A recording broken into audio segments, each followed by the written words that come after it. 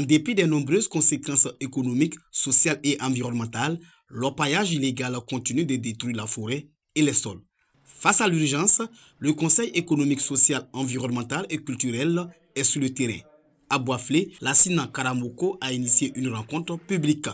Il était de mon devoir de me rapprocher des populations à la demande du président du CESEC afin, n'est-ce pas, de savoir qu'est-ce qui se passe, n'est-ce pas, sur ces sujets, afin, n'est-ce pas, de remonter toutes ces informations, afin que, n'est-ce pas, le code minier peut être revu. 3 communications ont permis de faire l'état des lieux, de présenter les impacts, de réviser les moyens de lutte et proposer des solutions pour débarrasser la région de ces exploitants illégaux d'or. Les cadres et chefs traditionnels sont tous engagés à prendre leur part de responsabilité dans la sensibilisation. Le paillage tel qu'il se pratique maintenant, c'est un problème. Donc ça nous invite tous à dire l'argent d'accord, mais la sécurité, mais l'homme d'abord. La vie d'abord. Nos enfants, aujourd'hui, ont abandonné l'école et nous-mêmes, à cause de ce paillage, on n'a plus de terres cultivables. Nous allons continuer les sensibilisations au niveau des villages, en sorte que ça puisse prendre. Le ministère des Mines, du Pétrole et de l'Énergie demande l'intensification de ces initiatives sur le terrain. Le représentant du président de l'institution consultative inscrit cette activité dans la suite logique des missions du CESEC. Aujourd'hui, de nous auto-saisir sur les questions vraiment pointues qui concernent l'économie, qui concernent l'environnement et qui concernent aussi le culturel.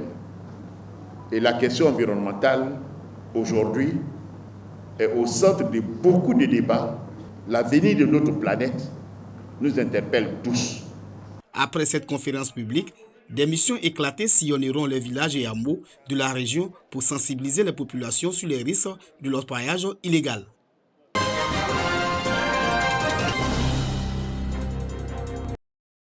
Pour l'élimination de la fistule obstétricale en Côte d'Ivoire, le ministère de la Santé, de l'Hygiène publique et de la couverture maladie universelle, en collaboration avec l'Agence coréenne de coopération internationale, COICA, et le Fonds des Nations Unies pour la population UNFPA, ont signé un accord tripartite. Pour mener à bien cet accord, plusieurs rencontres ont lieu. Celle de Yamoussoukro vise à renforcer la coordination du projet, examiner l'état de mise en œuvre du plan d'accélération afin de proposer des solutions aux défis identifiés et explorer des pistes de réflexion pour assurer la continuité et la prévention du traitement de la fistule obstétricale en Côte d'Ivoire. La fistule touche des jeunes femmes et des femmes dans des zones en Côte d'Ivoire qui ont peu ou pas d'accès à des services de santé et de reproduction. Mais je voudrais vous dire que la fistule est avant tout un problème de prise en charge de nos femmes. La réparation de la fistule est un élément très important.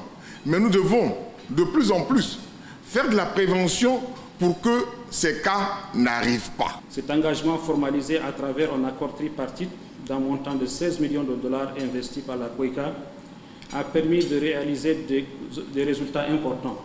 Malgré ces résultats, le bilan de la phase 3 au terme de 4 années de mise en œuvre du projet est nettement en deçà des prévisions. C'est pour cela que les efforts doivent être redoublés pour atteindre la cible fixée. Notons que la fistule obstétricale touche 73 856 femmes et jeunes filles en Côte d'Ivoire. Des attestations de participation ont été remises à la fin de la rencontre.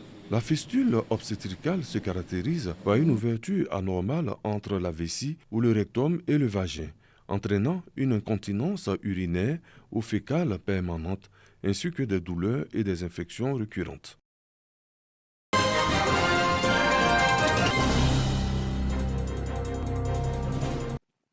Une cérémonie de prise d'armes. Quelques instants plus tôt, un dépôt de gerbes de fleurs au monument aux morts.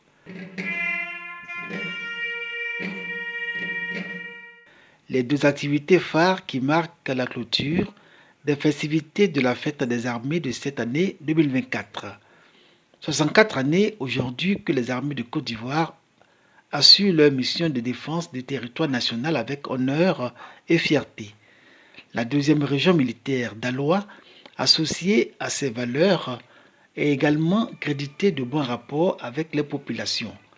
Hommage a été rendu à ces pionniers sur fond de célébration de l'excellence. Si le 27 juillet est désormais une date importante pour les militaires, c'est bien parce que depuis 5 ans, elle inscrit dans l'échelle du temps l'anniversaire de la création de l'armée ivoirienne, journée du souvenir et de la reconnaissance. Nous avons souhaité qu'elle soit un jour où, dans un recueillement collectif, nous nous souvenons de nos valeurs, des vertus des anciens et où nous affirmons notre unité, mais surtout notre détermination à maintenir la nation ivoirienne forte et unie. À la conquête de notre fierté, c'est le thème sous lequel se sont déroulées les festivités de l'an 64 de la naissance des armées de Côte d'Ivoire. Festivités durant lesquelles une opération de reboisement sur 1 hectare et des consultations gratuites sur le diabète et l'hypertension artérielle ont été menées.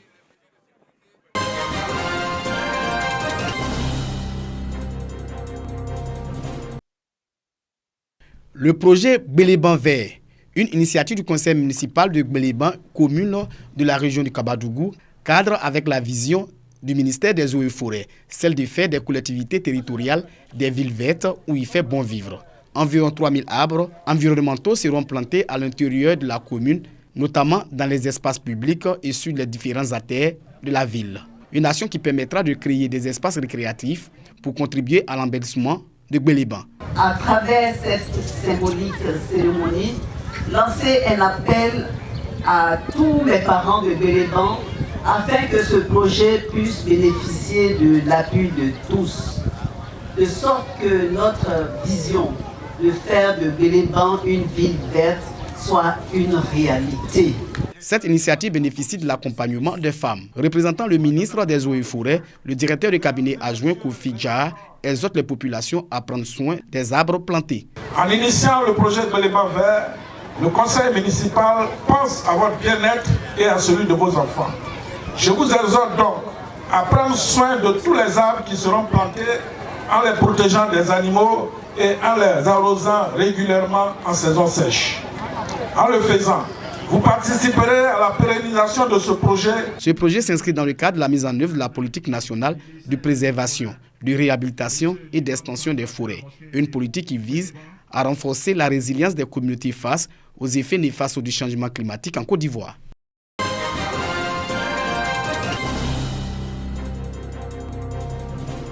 Dans la ville de Dinyago, 2 préoccupations majeures alimentent le quotidien des populations, l'accès à l'eau potable et le renforcement du réseau électrique qui alimente cette localité.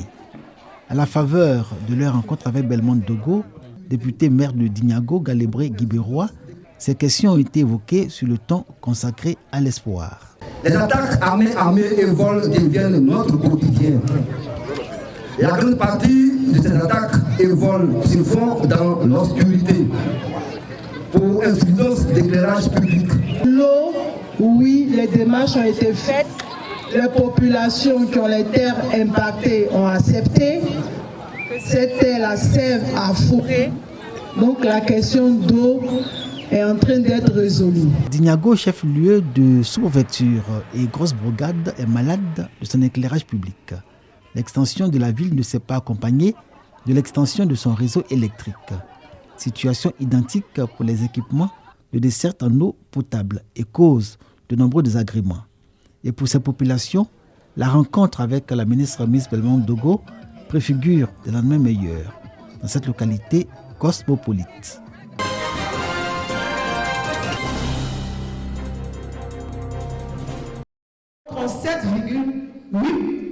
De filles se retrouvent dans les séries scientifiques contre 62,93% pour les garçons. Elles représentent également 51,1% de l'effectif dans les séries littéraires contre 48% de garçons.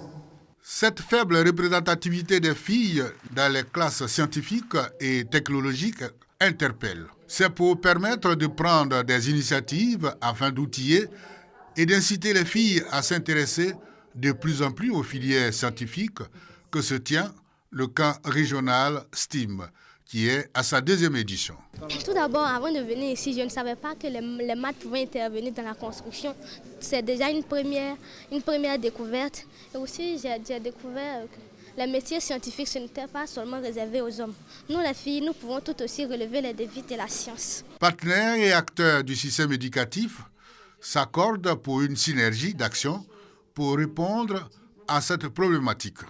Le gouvernement américain a voulu financer ce camp pour permettre à 200 jeunes filles de bénéficier de ce laboratoire pour renforcer leurs compétences dans le cadre de ces vacances studieuses.